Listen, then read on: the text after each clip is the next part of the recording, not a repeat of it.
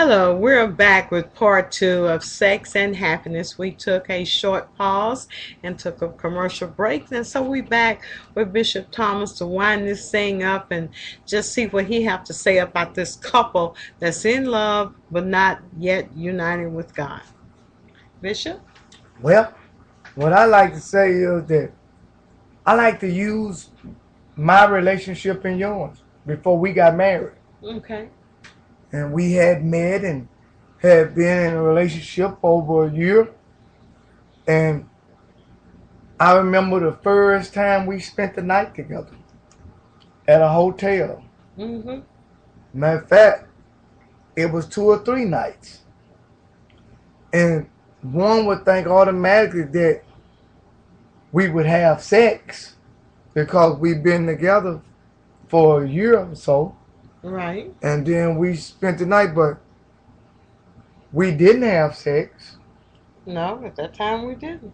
But we was accused of it. Everybody would think, because people think of themselves in situations like that.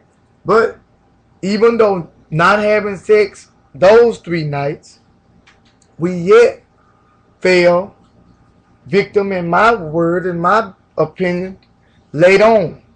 You're right. We begun to have sex without being married.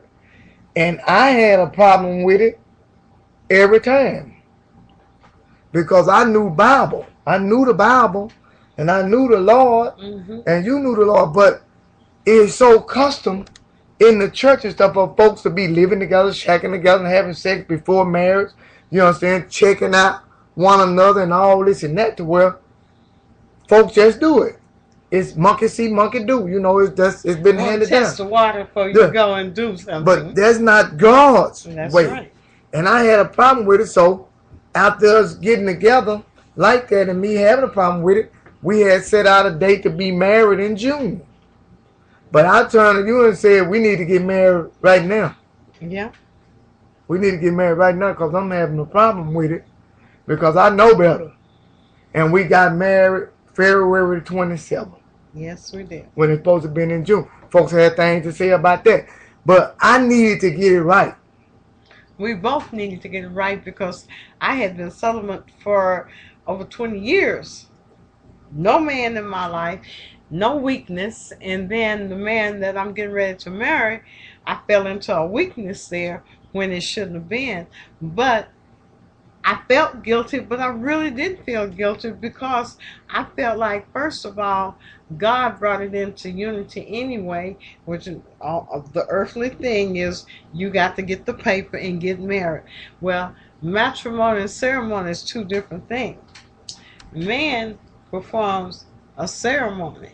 God performs a matrimony. Matrimony with a covenant with the one that you're getting ready to marry. God had already preordained us to be husband and wife. So, right, yes. Right, no. I felt guilty, but I wasn't going to let the enemy beat me down about guilt because I had already been validated by God. Now, when you look at it like that and you know you're getting ready to get the paperwork done, the paperwork, all it does is say, biblically, we man and wife for the things of the earth. You got rules and regulations and laws on earth, so you go through that. But the matrimony, when God put man and woman together back in the olden days, as they say, they would jump the broom and be married, and that was it. Yeah. So tell me about that, Bishop. Well, I thank God for the insight and for his wisdom and knowledge, and for revealing to us in the Bible, you know, his design for us. Just like we had already discussed about the Bible and the bedroom being undefiled for the marriage couple and all. And we had talked about the different ways that we had experienced sex and the things that we liked it into our love making. And come to find out that we both was in agreement with it, you know, that what we do is our business, and that I was going to please you and you was going to please me, and praise to God. that it turned out to be that whatever you desired or whatever I desire in the bedroom, that we can partake in it, to where there's no way on God's earth that either one of us would have to go outside of our bedroom for happiness in the bed. Our bedroom became our sanctuary, where we worship God and where the things that we do unto the Lord. So we became intimate and sexually acted in our bedroom, but things happened and some things changed due to me. I'll say myself is that I'm the type of male that ran the streets at a young age. I got out early. I started sex around about 12, 13 years old. And I had a share of women. Having sex, I wound up with 8 children. And I just ran women. So in my running women and stuff, you know, Tammy just pretty much wore me down. I'm not highly active when it comes to sex, because I've experienced so much sex. I even blame sex, my addiction to sex in the world, a part of my not having the success financially that I believe that I could have had over the years, to where I was laying up in some bed or some back seat or some park or somewhere with multiple women just stood and having sex, what we called it back then a wet check. Stood and going out, pursuing my career, you know, getting my business, you know. It kept me unbalanced, to where when it come in the latter years, and then I get with my wife here, is that my mind now is chasing after my dream and wanting a business. We got a business now. Want to build the business, to where, to be honest about it and tell the truth about it, it's really a shame that I need to turn. Tonight could be the turning point of enlightenment. God has revealed this to me to talk about this, because it could ruin a marriage. True. You could blow a marriage and not even know it if there's no happiness in the bedroom. That's true. And you know, the average woman would say, when it's no sexual activities going on in the bedroom, the devil used that to have you to think that you're not desirable. He's doing something else. He's out. He's doing that. And you leave room for play when a woman, women are different than men. It's a part of a woman that fulfillment's got to be there, because guess what? If she go out to the store, or she be somewhere, and mind don't even be on it, but a spirit, that enemy, awake that spirit up, that haven't been, as we say, serviced. When that spirit, when she haven't been serviced the way she needs to be serviced, she could be out. Oh, hey sister, how you doing? You sure look mighty fine. You married? Yes, I'm married. You are. Huh? And he'll say something to you that'll spark something in you that you need to hear. And when you hear that enough, you gravitate on, you draw to it. And you'll sit around and you'll wait for your husband to say something, or move on something, and then he don't do it. Then that really take a desire out. And then if he do come in and just say one night y'all decide to have a little rendezvous, it's not a rendezvous, it's just sex. It's not making love, it's not foreplay, it's just sex. And to me, that don't even turn me on. It's just, is that it? And you look at that, when a lot of women look at that, and then when they go outside and something happens, then the husband will blame the woman for it. And I don't think that's fair, because the Bible said, wife, be pleasing and satisfy your husband, and in return, husband's supposed to be pleased and satisfy his wife. Am I right about it, Bishop? Oh, most definitely. Mm-hmm. Indeed, that you are right. Now, what I'm suggesting, Mm-hmm. the way I'm looking at this thing called sex and happiness, I'm saying that wives need to be more watchful and more creative if they have a husband such as myself. Mm-hmm. That in the bedroom, at home, I know that a lot of wives married to, I'm a bishop, pastor, preacher, whatever you want to call it. And a lot of wives feel as though that they, when they're married to them and things start happening, they get in the church and all this here and all that there, they start acting a certain type of way and all this. But when man is basically like this. All the provocative stuff that people wear, the women wear and stuff, the perfume, the garter belts or lace, whatsoever. Man, it never leaves. It never leaves the man mind of his young wildness, of his young things, what they did then and so it's kind of like what you do. Wife must go beyond where they probably ain't been going to turn him on, to do little things, to put little things on to excite him, in his bedroom to where ain't nothing outside so interesting or so cute or so say he should make it have everything should be in the room. That's true. Everything should be in the room, and there's a time and a place for everything.